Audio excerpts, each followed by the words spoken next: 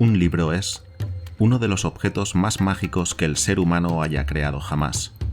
En él, una mente penetra en la nuestra a través del tiempo y del espacio.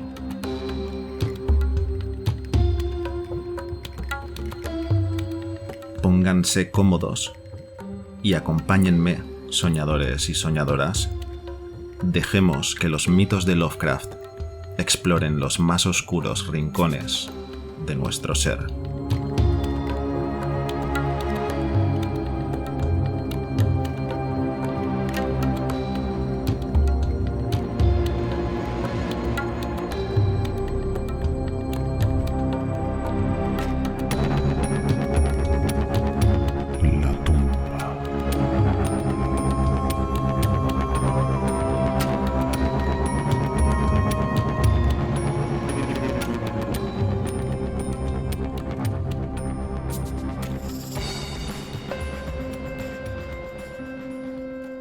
Sedibus ut saltem, placidis in morte quiescam. Virgilio. Al afrontar los hechos que han desembocado en mi confinamiento en este asilo para enfermos mentales, soy consciente de que mi situación actual provocará las naturales reservas acerca de la veracidad de mi crónica. Resulta una adversidad que la mayoría de la gente tenga su percepción mental demasiado limitada para sopesar con calma e inteligencia ciertos fenómenos aislados, tan solo vistos y sentidos por unos cuantos sujetos psíquicamente más sensibles, que subyacen por encima de sus experiencias habituales.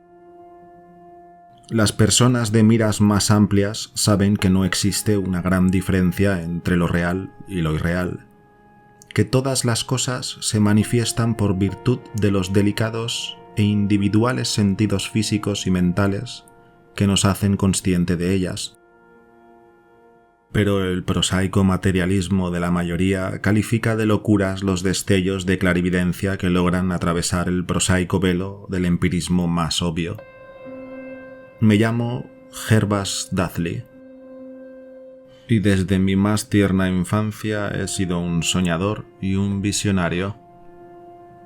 Al disponer de la riqueza suficiente como para no tener que preocuparme de los asuntos mercantiles, y siendo de un temperamento poco proclive a los estudios formales y a los convencionalismos sociales de mis semejantes, siempre he vivido en los lugares más alejados del mundo real, y pasado mi juventud y adolescencia rodeado de libros viejos y poco conocidos, vagabundeando entre los campos y bosquecillos que se extienden por las cercanías de mi morada ancestral. No creo que lo que leí en aquellos volúmenes, o lo que contemplé en aquellos campos y bosques, fuera exactamente igual a lo que otros muchachos solían leer o contemplar. Mas poco debo hablar de tales cosas, ya que si lo hiciera con más detalle no conseguiría más que aumentar esas calumnias atroces sobre mi intelecto, que a veces logro captar entre las murmuraciones de los sigilosos enfermeros que me rodean. Será mejor para mí que me limite a relatar los sucesos acaecidos sin pararme a analizar las causas. Ya he dicho que mi existencia transcurría alejada del mundo real, pero no que vivía solo. Esto no suele ser habitual en la raza humana, pues quien carece del contacto con lo vivo inevitablemente se sumerge en la compañía de cosas que no lo están, o que antes lo han estado, pero ya no. En las proximidades de mi residencia hay una extraña depresión cubierta de bosques, entre cuya sombría espesura solía pasar la mayor parte del tiempo. Allí leía, pensaba y soñaba. Di mis primeros pasos infantiles sobre sus laderas musgosas y sentí crecer mis nacientes fantasías juveniles entre sus robles nudosos y grotescos. Acabé por conocer perfectamente a todas las dríadas protectoras de aquellos árboles, y con frecuencia espiaba sus primitivas danzas bajo los rayos indómitos de la luna menguante. Pero no debo hablar ahora de todo eso. Tan solo aludiré a la tumba solitaria escondida en lo más recóndito de la fronda. La solitaria tumba de los Hyde, una familia vieja y de alcurnia cuyo último vástago directo había sido depositado en aquel oscuro nicho muchas décadas antes de mi nacimiento. Esta cripta de la que hablo es de viejo granito, ajado y descolorido por las brumas y humedades de generaciones. Excavada en una de las laderas, tan solo la arcada de la estructura resulta visible. La puerta, una imponente y maciza losa de piedra, cuelga de unos herrumbrosos goznes de hierro y siempre se halla entreabierta de una manera terriblemente lúgubre, sujeta mediante pesadas cadenas y candados, de acuerdo a las truculentas costumbres de hace medio siglo. La morada de la estirpe, cuyos vástagos residen aquí encerrados en urnas, antaño se erguía en la cima de la hondonada que ahora acoge su tumba, pero hace ya mucho que se desmoronó víctima de las llamas provocadas por la desastrosa caída de un rayo. De la tormenta nocturna que destruyó aquella lúgubre mansión, solo los más viejos del lugar cuchichean a veces en tonos inquietos y apagados, haciendo hincapié en lo que llaman ira divina, de tal manera que, en los últimos años, hizo que aumentara la ya de por sí extraordinaria fascinación que sentía por aquella cripta enclaustrada entre bosques. Solo un hombre murió a causa del fuego. Cuando el último de los Hyde fue enterrado en aquel recinto de sombra y quietud, la fúnebre urna que contenía sus cenizas llegó de una tierra lejana, la misma a la que la familia se había marchado tras el incendio de la mansión. Ya no hay nadie que deposite flores ante la losa de granito, y pocos osan aventurarse entre las sombras melancólicas que parecen entretenerse misteriosamente sobre las piedras roídas por el agua. Jamás olvidaré la tarde en la que me topé por primera vez con esa recóndita mansión mortuoria.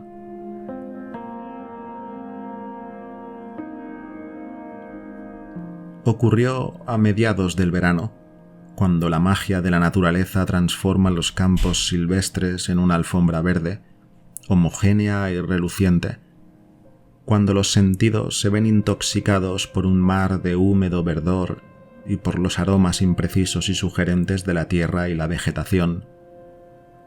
La mente pierde su perspectiva en esos parajes.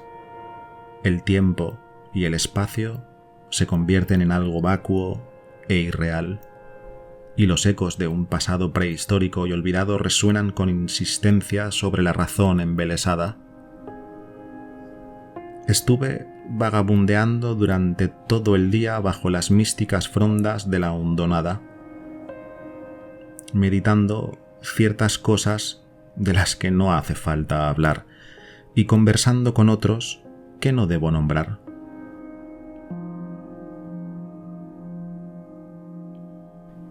A la edad de 10 años había visto y oído multitud de maravillas vedadas a las gentes ordinarias, y era extrañamente maduro en ciertos aspectos. Cuando, tras abrirme paso entre dos frondosos macizos de zarzas, me topé repentinamente con la entrada de la cripta, no sabía aún el alcance de mi descubrimiento. Los negros bloques de granito, la puerta entreabierta de aquella curiosa manera y los bajorrelieves funerarios tallados en la arcada no consiguieron despertar en mí ningún pensamiento de tristeza o miedo. De tumbas y sepulcros sabía mucho e imaginaba más. aunque debido a mi peculiar temperamento siempre había evitado todo contacto con camposantos y cementerios. Aquel extraño recinto de piedra en la ladera boscosa tan solo significaba para mí una fuente de interés y especulaciones, y su interior, húmedo y frío, el cual intentaba vanamente atisbar por la rendija dispuesta de manera tan provocativa, no me transmitía ninguna sensación que tuviera que ver con la decadencia o la muerte. Pero en ese momento de curiosidad nació un deseo loco y absurdo que finalmente me ha llevado a este encierro infernal. Aguijoneado por una voz que debía de provenir del alma espantosa del bosque, decidí penetrar en aquellas tinieblas incitantes a pesar de las recias cadenas que me impedían el paso. En la menguante luz del día, me dediqué a sacudir una y otra vez los herrumbrosos impedimentos con la intención de traspasar la puerta de piedra, e intenté deslizar mi flaco cuerpo a través del espacio entreabierto, mas todos mis esfuerzos resultaron vanos. Espoleado por la curiosidad al principio, pronto me invadió el frenesí, y cuando regresaba a mi morada bajo el cielo crepuscular, juré a la miríada de dioses del bosquecillo que algún día me abriría paso a cualquier precio hasta las oscuras y gélidas profundidades que parecían convocarme. El médico de acerada barba gris, que cada día acude a mi cuarto, le dijo una vez a una visita que aquella decisión significó el comienzo de una lamentable monomanía, mas dejaré que los lectores emitan sus propios juicios una vez conozcan todos los demás hechos. Los meses que precedieron a mi descubrimiento los derroché en inútiles tentativas por forzar el complejo candado de la losa entreabierta, entregado a discretas indagaciones sobre la naturaleza y la historia de aquella estructura. Gracias al sentido del oído, tan tradicionalmente receptivo en la infancia, conseguí enterarme de mucho, aunque mi habitual reserva hizo que no le notificara a nadie la información obtenida ni la decisión tomada. Quizás sería adecuado mencionar que no me sorprendí ni atemoricé al conocer el origen de la cripta. Mi particular visión de la vida y de la muerte había hecho que asociara, de una manera vaga, la gélida arcilla y el cuerpo animado, y sentía que esa familia grande y siniestra cuya mansión había ardido estaba de alguna forma representada dentro de aquel recinto pétreo que yo ansiaba examinar.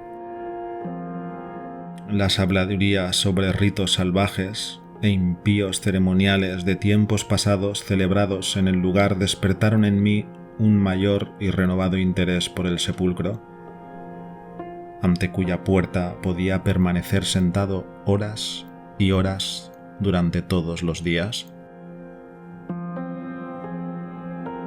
Una vez arrojé una tea encendida en su interior, pero apenas pude discernir más que un tramo de húmedos escalones que descendían.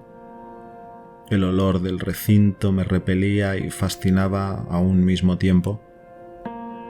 Tenía la sensación de haberlo olfateado antes, en un pasado tan remoto que no era capaz de recordar, anterior incluso a mi posesión del cuerpo del que ahora gozo. El año siguiente al descubrimiento de la tumba me topé con una traducción de las vidas de Plutarco, roída por los gusanos en la buhardilla repleta de libros de mi morada. Mientras leía la vida de Teseo, quedé terriblemente impresionado por el pasaje que habla de esa enorme piedra bajo la que el héroe juvenil encontraría los símbolos que habrían de revelarle su destino una vez creciera lo suficiente como para alzar su formidable peso. Esta leyenda consiguió que se desvaneciera un tanto la tremenda impaciencia que sentía por entrar en la cripta, ya que me hizo pensar que aún no había llegado el momento de hacerlo. Más adelante, me dije, tendría la suficiente fuerza e ingenio como para poder aflojar fácilmente las pesadas cadenas de la puerta, pero hasta entonces debía conformarme con lo que parecía tenerme reservado el destino. En consecuencia, mis desvaneos por aquel húmedo portal se hicieron menos frecuentes, y pasé la mayor parte del tiempo entregado a otros fines igualmente extraños.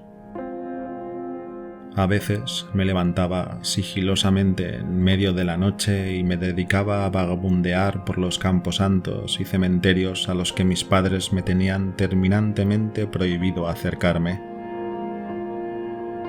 No pienso contar lo que hacía en esos lugares, pues no estoy completamente seguro de la realidad de ciertas cosas, pero sí sé que al día siguiente de tales desvaneos solía sorprenderme con la posesión de un conocimiento sobre materias casi olvidadas siglos antes.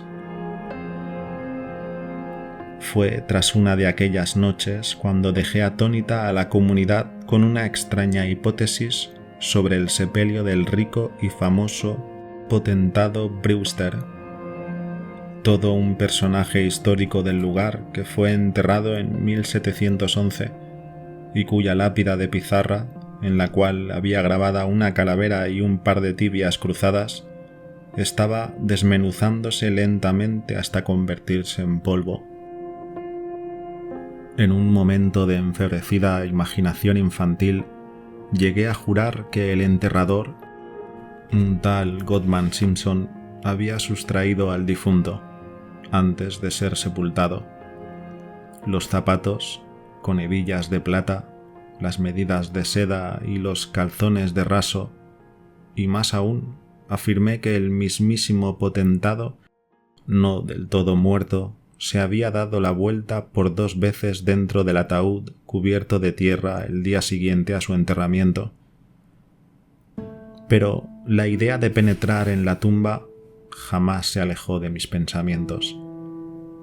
Es más, incluso se vio estimulada por el inesperado descubrimiento genealógico de que mis propios antepasados por parte de madre tenían un lejano parentesco con la supuestamente extinguida familia de los Hyde. Como último vástago de mi linaje paterno, también era el descendiente final de aquella estirpe más antigua y misteriosa.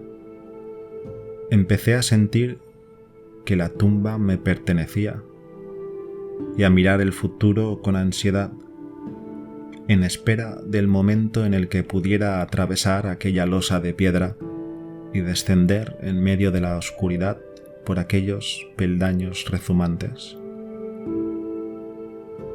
Desarrollé el hábito de escuchar con gran atención a la entrada del portal entreabierto y siempre escogía mis horas favoritas de la noche para aquella extraña vigilia. Cuando alcancé la edad adulta, ya había conseguido despejar un pequeño claro entre la maleza. Delante del frontispicio cubierto de moho que se abría en la ladera, dejando que la vegetación del entorno creciera a su alrededor y formara una especie de muralla tachada por la selvática espesura. Aquella enramada era mi templo, la encadenada puerta mi altar, y allí solía yacer tendido sobre el terreno musgoso, pensando en extrañas ocurrencias y soñando con insólitas quimeras.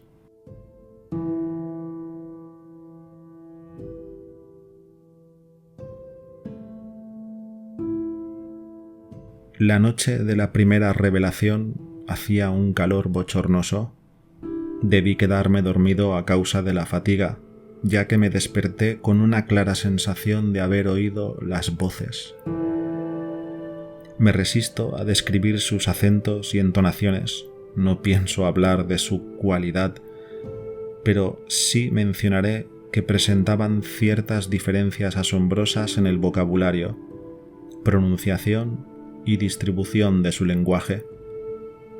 todos los matices del dialecto de Nueva Inglaterra, desde las toscas sílabas de los colonos puritanos a la precisa retórica de tan solo hace 50 años, parecían representadas en aquel sombrío soliloquio, aunque no me di cuenta de ello hasta más tarde.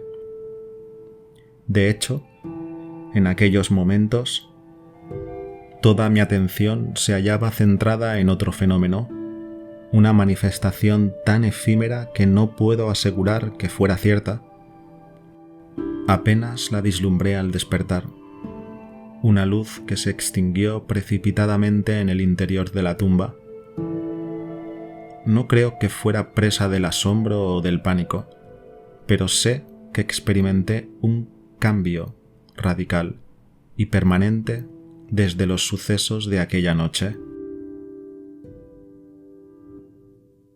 Al regresar a casa me dirigí sin vacilar hacia un carcomido baúl que había en la buhardilla, en cuyo interior encontré la llave con la que al día siguiente conseguí franquear fácilmente la barrera contra la que me había estrellado en vano durante tanto tiempo. Fue bajo el suave resplandor de la tarde agonizante cuando por primera vez penetré en la cripta que se abría sobre la solitaria ladera. Estaba poseído por una especie de hechizo y mi corazón latía con un regocijo que apenas puedo describir. Mientras cerraba la puerta a mi espalda y descendía los chorreantes escalones bajo la huidiza luz de mi candela, creí reconocer el camino, y aunque la vela chisporroteaba a causa del aire cargado del recinto, me sentí curiosamente dichoso en aquella atmósfera mohosa como de osario. Al mirar a mi alrededor, descubrí un montón de losas de mármol sobre las que descansaban unos ataúdes o lo que quedaba de ellos. Algunos aún permanecían sellados e intactos, pero otros casi habían desaparecido, de manera que las asas y chapas de plata reposaban entre algunos curiosos montones de un polvo blancuzco. En una de las chapas descubrí el nombre de Sir Geoffrey Hyde, que había llegado desde Sussex en 1649 y perecido aquí unos años después. En un notorio nicho descansaba un ataúd muy bien conservado y aún vacío, en el cual lucía un único nombre que me hizo sonreír a la par que estremecer. Un extraño impulso hizo que me encaramara a la vasta losa y apagara la vela, quedándome tumbado dentro de la caja desocupada.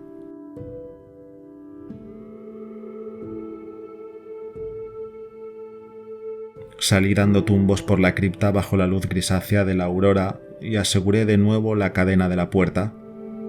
Mi juventud había quedado atrás, a pesar de que solo 21 inviernos habían estremecido mi envoltura terrenal. Los aldeanos más madrugadores que me sorprendieron regresando a mi morada se quedaron observándome de una manera extraña, perplejos ante las señales de parranda y jolgorio que veían en una persona a la que todos consideraban sobria y solitaria. No me presenté ante mis padres hasta después de un sueño largo y reparador. A partir de entonces frecuenté la tumba todas las noches y vi, escuché e hice cosas que no pienso revelar. Mi manera de hablar, muy susceptible a las influencias circundantes, fue lo primero que sucumbió a la transformación, y a todos causó sorpresa la súbita aparición de arcaísmos en mi lenguaje. Más adelante, mi conducta se hizo más atrevida y temeraria, de manera que, inconscientemente, adopté la personalidad de un hombre de mundo, a pesar de haber estado recluido durante toda mi vida. Mi conversación, antaño inexistente, se tornó voluble y llena de la elegancia fácil propia de un Chesterfield o del cinismo impío de un Rochester. Revelaba una extraña erudición muy alejada de los conocimientos fantásticos y monacales en los que me había enfrascado durante mi juventud, y garabateaba las guardas de mis libros con graciosos e improvisados bosquejos que recordaban a las obritas de Gay, Prior y algunos de los más vivarachos poetas neoclásicos. Una mañana, durante el desayuno, estuve al borde del desastre al recitar, en un tono manifiestamente ebrio, un canto festivo propio del siglo XVIII, una pieza picante georgiana jamás impresa en libros y que sonaba más o menos así.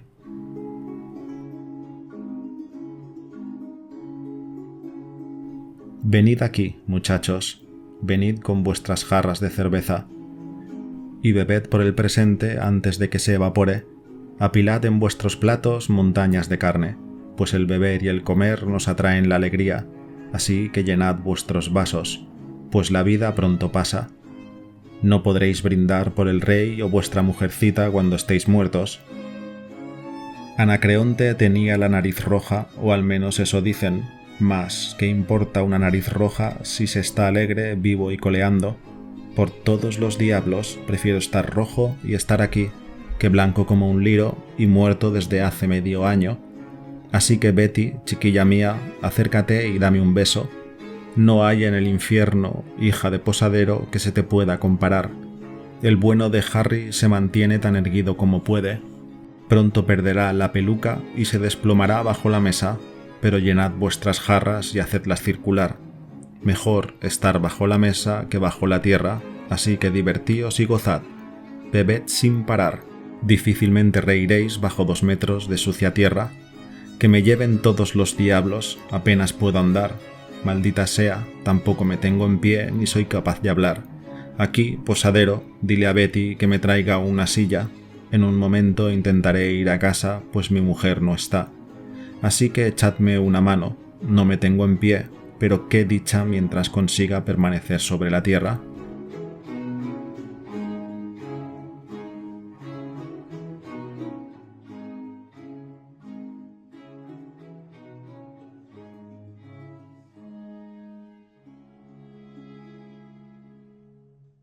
Por aquel entonces empecé a tener miedo del fuego y de las tormentas.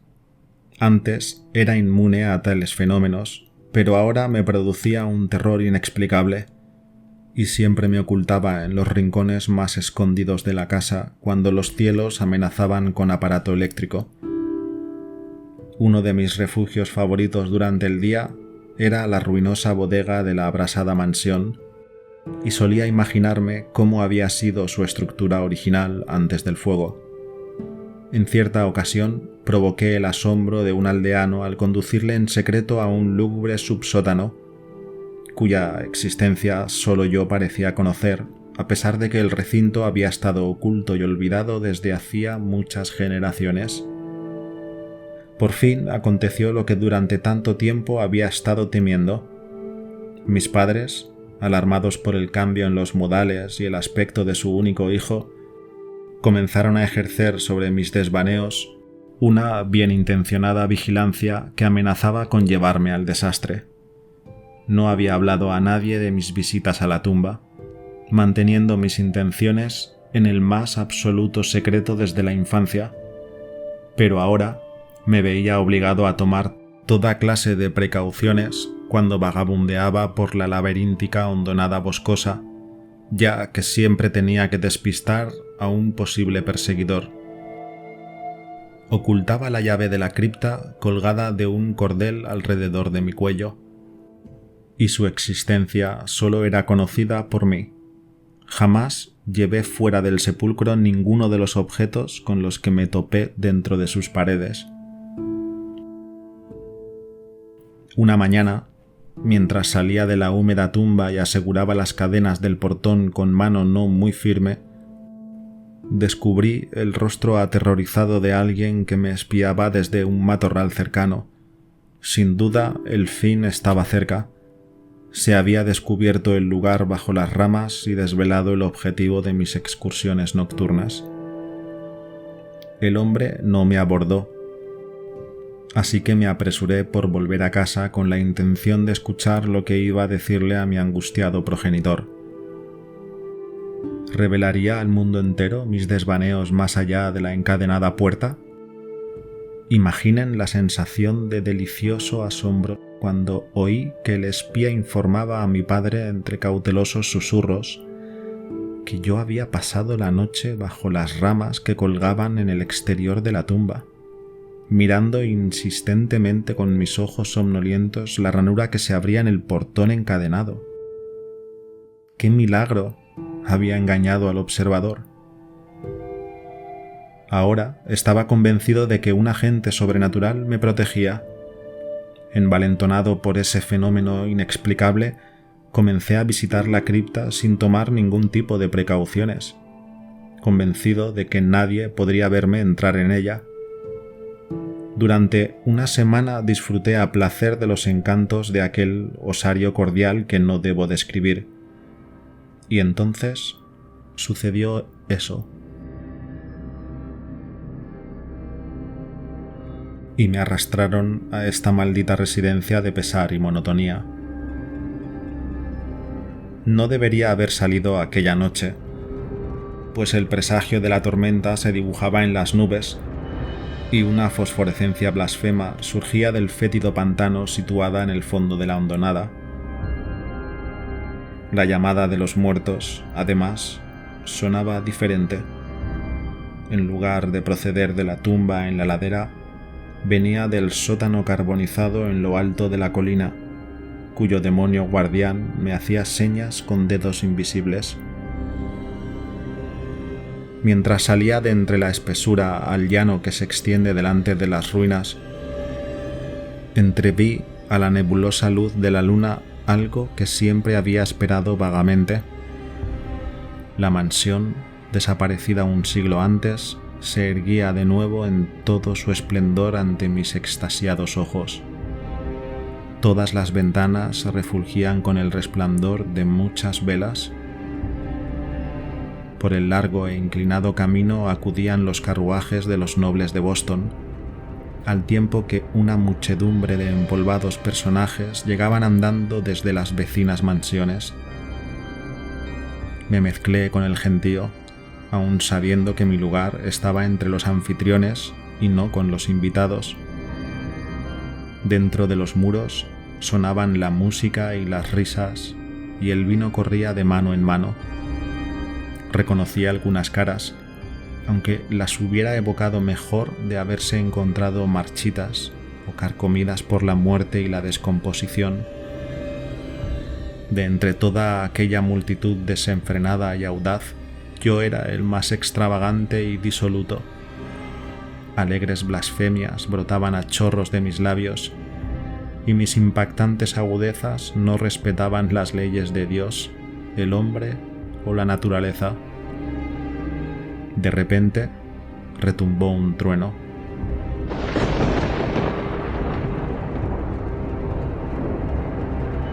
Dejándose oír incluso por encima del estrépito que producía aquella muchedumbre bulliciosa, y rugió sobre los tejados, imponiendo un silencio temeroso entre los escandalosos invitados. Lenguas de fuego rojo y ráfagas abrasadoras envolvieron la casa, y los presentes, aterrorizados por la inminencia de una calamidad que parecía trascender los límites de una naturaleza ciega, huyeron vociferando en la noche.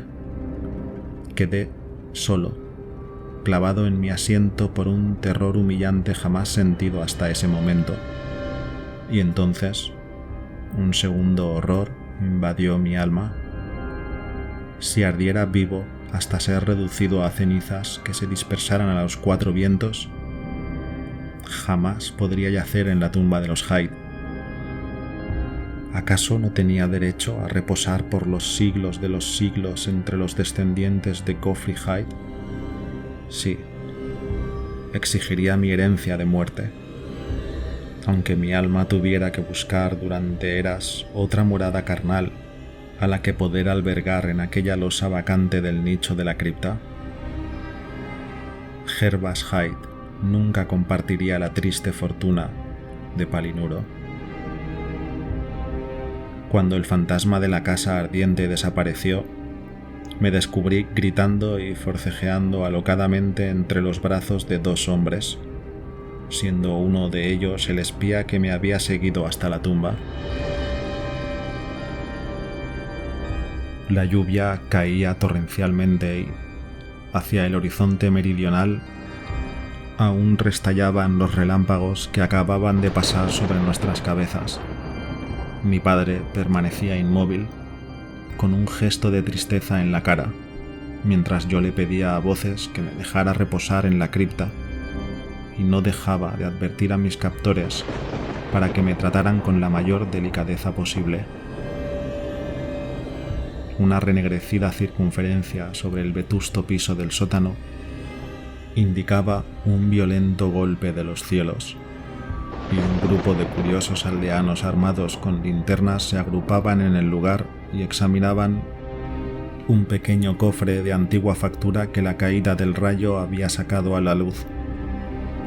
Cesé en mis vanos y ahora innecesarios forcejeos y observé a los curiosos mientras inspeccionaban el tesoro descubierto, el cual también se me permitió admirar.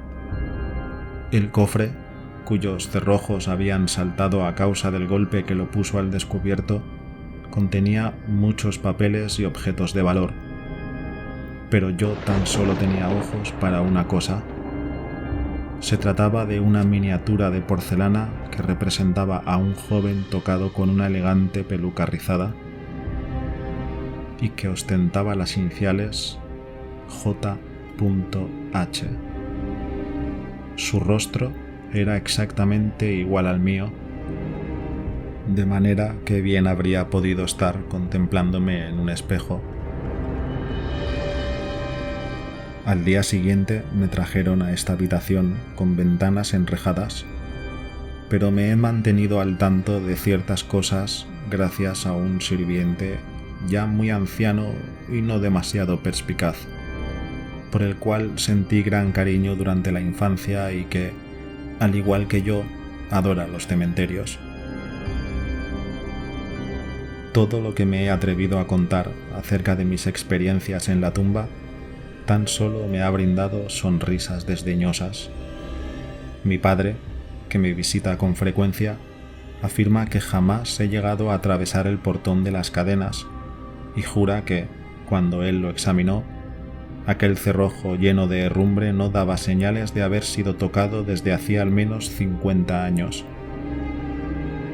Dice incluso que todo el pueblo sabía de mis excursiones a la tumba y que a menudo me descubrían durmiendo bajo las ramas que colgaban sobre la grotesca fachada frontal, los ojos entreabiertos y fijos en la ranura que conduce al interior.